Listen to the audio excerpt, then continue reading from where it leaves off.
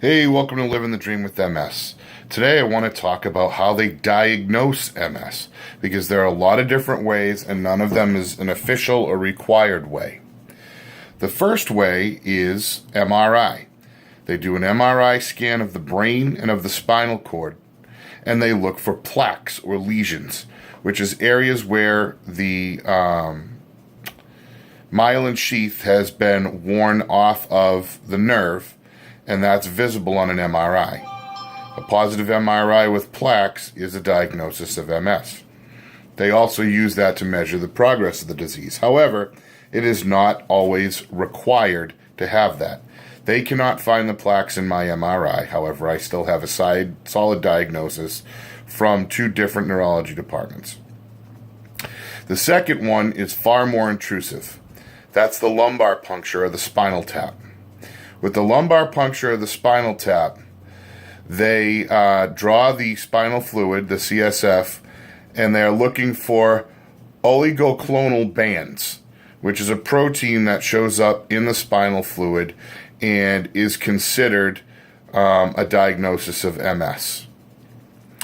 That one is being used less and less because it's so intrusive, and there's a smaller percentage that have that positive test.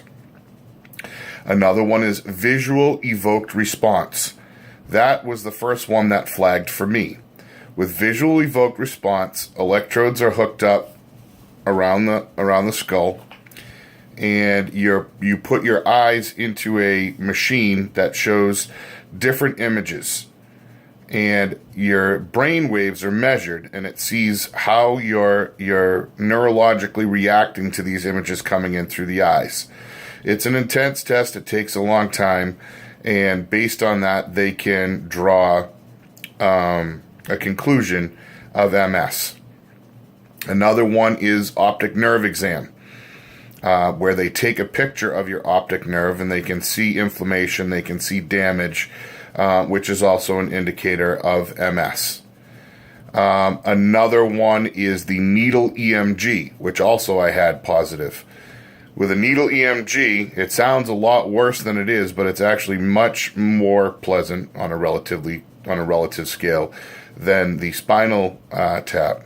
With the needle EMG, they put very, very, very thin needles into your nerve endings, and they conduct electricity, and they measure the brain stimulation and the response to these nerve endings, and they can determine whether they're firing properly, and if they're not, where that damage is.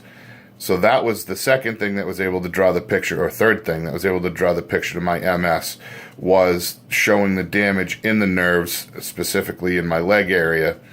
So yeah, they're not pleasant. Some are much worse than others, but they are all tools that neurologists use in order to diagnose MS. No specific one is required. They generally look for more than one to show positive signs before they'll make a diagnosis. Years ago, the thought was you could not diagnose without a positive MRI. That has changed. For example, with mine, they feel that it's just in the lesions are just in spots in the brain that they can't see. Although the last few MRIs, they found darker spots that they're willing to believe are probably lesions. They're just not showing up as well because they're deeper in the brain. All of that yucky science talk brings us to the fact that there are many, many ways, different ways to diagnose MS. Not all neurologists are as up to date on technique and procedure. So if you have a neurologist that's only doing one test and then saying, no, that's not it, and moving on to the next thing, perhaps you need to look into talking to somebody else, making sure that the full battery of tests is done, and that they know exactly what you have and how to deal with it. That's all I'm going to talk about today. Hopefully it was educational. If you have any questions, hit me up. If you have any comments, please leave them here. And I'm going to keep living the dream with MS.